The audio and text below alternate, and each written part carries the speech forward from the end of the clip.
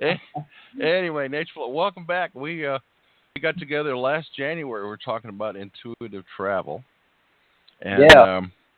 what do you think? Well, it's been a year and a half. Uh, give us an update. Wow. Well, first off, good to see you too. Good to hear from you too. Talking to you guys on Father's Day, and a special day, honoring the divine masculine today. My brother Robin and you wonderful brothers, giving thanks to all the male role models in the world right now that are serving this planet and helping other people. That I'll just acknowledge them, begin this talk. But it's been quite the journey since we've last spoke, and a lot's been happening. One of the reasons Oh yeah. why I'm sure you guys could all feel it in the air, and as Robin alluded to earlier, we're just in a very special time in the universe where a lot's transpiring, and the journey of being a human in particular is opening up a lot of doors and avenues that this planet has not necessarily entered before from a group context. So we're just tantalizing with possibilities right now, and being rainbow warriors such as myself, and I know Robin too, rainbow brothers, our job is to bring unity to this planet, and that is the aim of the game.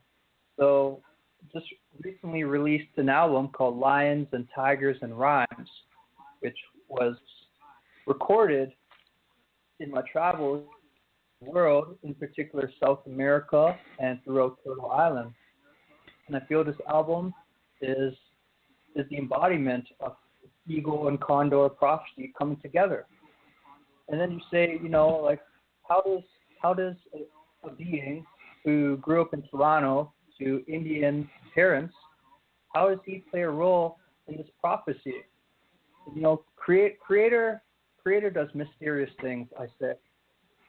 Creator puts many of the people who walk this red road and serve this earth in different incarnations. He put them into many different hides in this lifetime. He put them into the white, he put them into the red, but he also put them into the black, the yellow, and the brown. And we see Creator's plan in this moment. We see Creator wants us to unify and look beyond the skin colors, look beyond even the cultures, because we are entering the time of soul knowledge. And to tap into soul knowledge, we must drop the judgment. And when we drop the judgment, we see a deep story within every human being on this planet. We see the lifetimes they carry in different parts of the world and different cultures. And when we begin to open up into this, we begin to enter into a new sort of mind, a universal mind of collective medicine coming together through the heart wisdom. And I give thanks in this moment to Creator putting me in an Indian genetic body to serve this role. And I couldn't be more grateful. Today I came to share something that I don't know if many people are talking about, but I would love to share it today on the Prophecy Keepers Network, because I feel it's a prophecy that's floating in the air but not really mentioned. Now I'll give the listeners a little backdrop. My name is Nature Flow, or Karuna, whatever you wish to call me, but I go by the artist name Nature Flow. And I, just like every unique person on this planet, or every animal, or every insect, or every plant, we come onto this earth with a unique skill set, a unique offering. And it's our job to serve that offering and offer that offering. The offering that I came on this earth to present is to bring the new teachings, the new wisdom, the new prophecies. And Creator intentionally made me a blank channel. In the past, I used to fight with it. I couldn't remember a lot of information. Knowledge would come in and out, and I fought with it. I said, Creator, Why can't I retain this information? I would like to, share the stories and share what I learned. And the creator said, be patient. The creator said, you're here not to just repeat what's been said, but you've intentionally been designed to channel in the new cycle teachings. And that's where we find ourselves in 2017. We are in a new universal cycle and a new cycle for planet Earth. And even just entering from December 31st, 2016 to January 1st, 2017, the spiritual rules completely transformed on this planet. And you might not notice it in this moment, but just when winter turns into spring, it doesn't necessarily mean the snow is going to start melting. But we know something's coming. And that's where we find ourselves in this moment. We are on the verge of a new cycle, and the snow is melting from the past cycle. So the prophecy I would like to share that has just flown through in these last couple of years is the connection between the East and the West. In particular, the connection between India and the native peoples of Turtle Island. The prophecy began to flow into me when I was at the Blessed Coast Festival in British Columbia. It's this amazing festival that takes place every summer. I highly recommend you check it out, blessedcoast.ca. My good brother Kala organizes it, and he's of Indian descent. But the festival is to pay homage to the native people of British Columbia. And on the festival setting, it's this beautiful place in Squamish, British Columbia, north of Vancouver. And on the Blessed Coast site runs this breathtaking river, turquoise, high-flowing river. And many of the community and tribe gather amongst this river during the music breaks. So I'm sitting by the river praying, offering tobacco to the river, and she tells me to come in. She was cold, but I honored that message. So I got into my swimming trunks and I entered the river in a very ceremonial way. And I did 3 dips, just like I did in the Ganges River in India. And upon the 3rd dip, I was flashed with this vision of native medicine workers coming to India. And at first, I didn't really know what to make of that vision. I thought I would play a role in bringing some of these earth healers to India, my parents' motherland. But there was something deeper to that. The Spirit began to speak and said, there's been a great exchange on this planet between the East and the West. And at the time, the message was, some of the offering began when the yogis from India decided to come to the U.S. and Canada and bring forth the Eastern teachings of breath, of silencing the mind, of yoga, to settle down the monkey minds of the Western world so we could once again begin to receive the teachings of earth medicine. They told me that was one part of the prophecy. But they said part of this exchange was we need to bring the Western spirituality, which is honoring the earth, to the East. Just like the yogis came to the United States and Canada and brought yoga and meditation, the medicine healers of this earth are meant to come to China and India and bring earth healing techniques. And I was pretty taken aback by that. And then I realized the imbalance taking place in the East right now.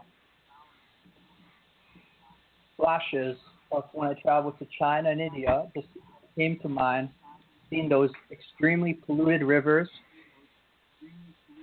seeing those skies where you could barely breathe in the cities of China, seen litter poured everywhere in the ground, and I realized this exchange was not complete. So I left that experience thinking, wow, I need to assist with bringing medicine healers to India if it's not already been done so. And finding out through, many other of my close comrades, they were telling me it's already taking place. I had a good friend who was bringing a Mayan shaman to India to do healing ceremonies. I thought that was the end of that prophecy. But I realized there's a lot more to it. So the next year, which was last year, I was at Blessed Coast again, which is just such a high vibratory festival. Once again, I couldn't stress to anyone who's in the Vancouver area to check out Blessed Coast. So I'm at Blessed Coast last year, and the ancestors were really strong. The whole festival. They were communicating so clear every day. They were just saying, you know what, we got to do this, you got to do that. And I was following orders. And I got flashed with another vision at that festival. And boom, I got transported onto the ship of individuals connected to Christopher Columbus and many other individuals from the European exploration movement. And I see how they're looking for India. Like, we are looking for India. And then I get another flash to a group of indigenous people on Turtle Island in ceremony, and they're aware that both people are coming to take care of Indian people. Now, from what I gauge from it is the earth needed blood for whatever reason. And if the European explorers came to India, there would have been a bloodbath. But they ended up in Turtle Island. And in the vision, I saw the wind pushing the boats to the west to bypass India.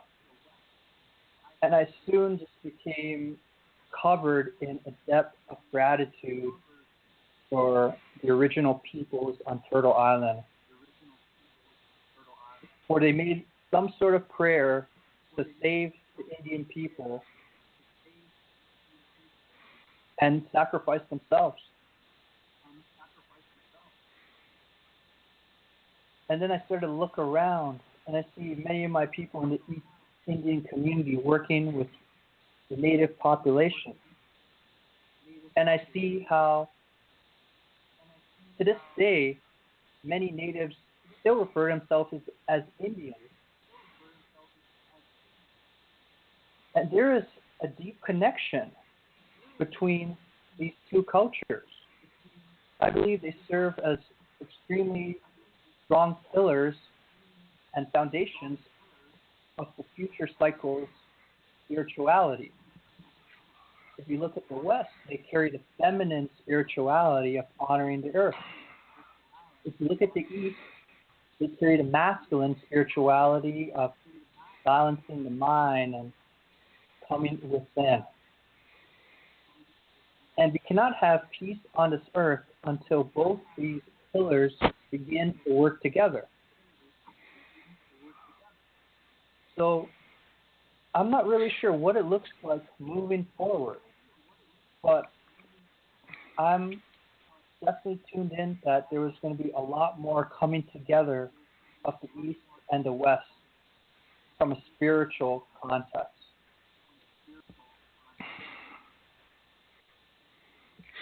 I think you're right.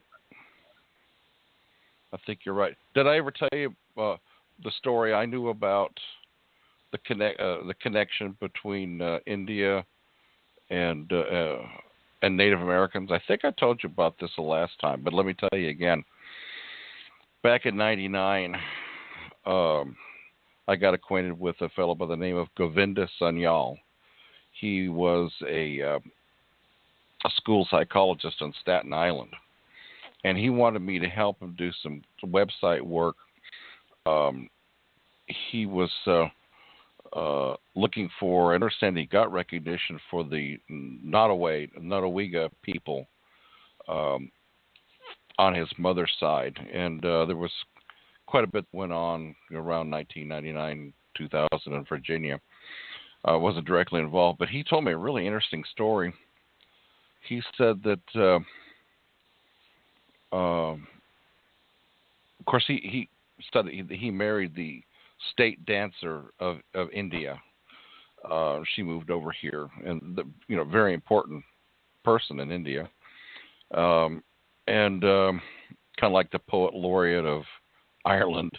But he said that when he went home to get married, he he says at that time when you're married, that's when you learn the name of your clan. And he said his father whispered the name of his clan, and it really took him back because in New York City there's a lot of different native culture people, and he had been talking with a Chickasaw elder, and the Chickasaw elder, when he asked him what his clan was, he remembered there was the exact same pronunciation that his dad had told him.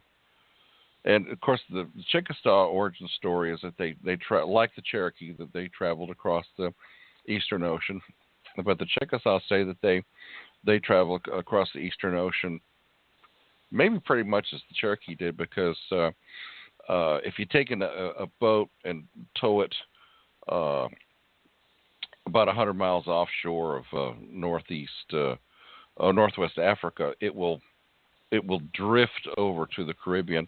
And there was a bunch of guys that almost made it in a very fancy rowboat, but they had to be rescued. But their boat washed up on the island of Dominica. Well, if you continue, and of course all the Indians around that area, around the Caribbean basin, they all build their houses the same way the traditional Cherokees did, partially underground and a thatched roof.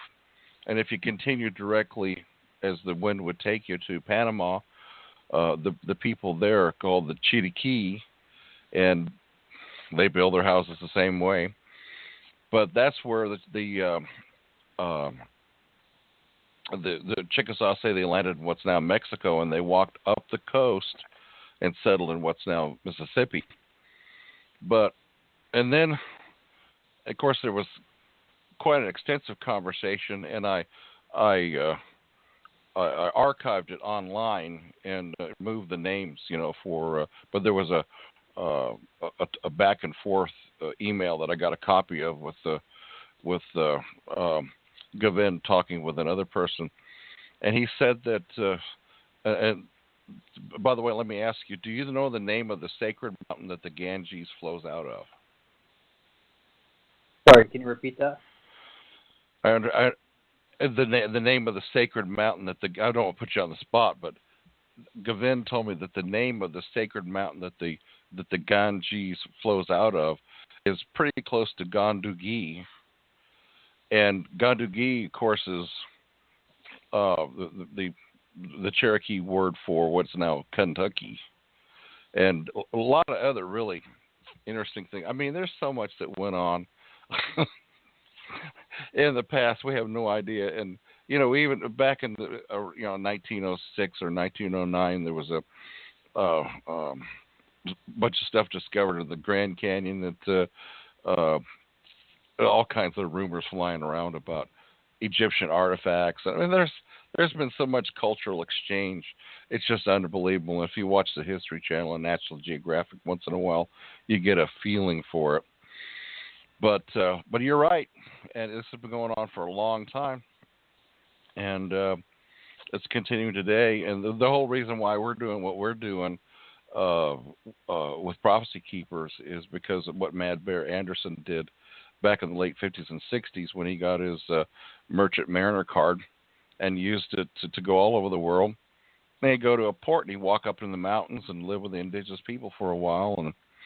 And so he was the spiritual father of the American Indian movement. And his picture was flashed on the series 500 Nations years ago. They didn't mention his name, but I mean everybody knows who he is. And but his idea was to establish. Of course, this is before internet, and he passed it.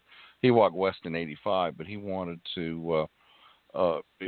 prophecy to be compared. He felt that he was in the process of writing a book comparing prophecy of all nations with native prophecy. And he says once that book was done, he says then we really will have something to talk about. And before he could get it done, he walked west, and he appeared to me in '85. Of course, I didn't know who he was until '96. I saw his picture, and all he asked me to do was do something about my Cherokee genealogy, and he mentioned my ancestor's name. And of course, in years later, I found out he also appeared to Martine Quenzer and asked her to do a series of artwork, concerning the Great Law.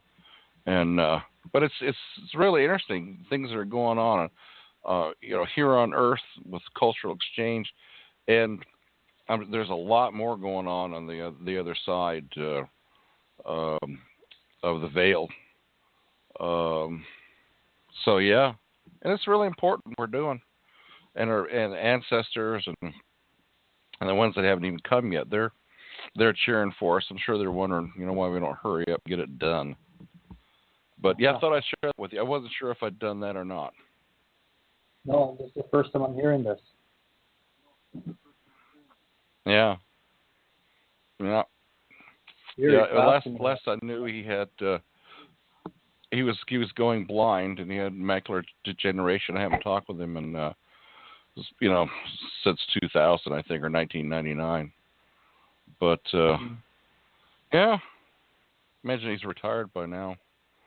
But I'll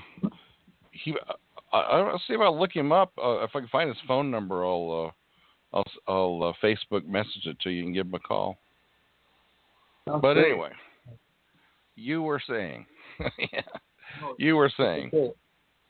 Well, just like getting intuition in this moment, I feel a lot of medicine people are going to be journeying out east, just like the yogis journeyed out west in the 1900s. And, this planet is so sensitive that the healing work is much beyond borders now. We need the medicine everywhere right now. And if you're a medicine person out there and listen to this and you're called to the east, I really encourage you to journey there and do your work, because we need that right now. It's important. I don't know if Robin is still here. Robin, are you still here, brother? Okay, I guess. Yeah, I'm still here, brother. Yeah, I would love to hear your thoughts on that, because I feel like you're once again a living embodiment of that. You take a lot of the Eastern teachings and so well versed too in the Western spirituality. So I'd love to hear your take on that. Yeah, thank you. I was able to really embody and unify the teachings of the East and the West at an early age when I received open heart surgery from the technological advancements of Western medicine. But right away on my spiritual path, years later, when I started to clear the levels of trauma from that experience in past lives, there was an obvious bridge of, like you say, the teachings of the mind control, and grounding them down in a gentle, nourishing way with the teachings of the natives of the West.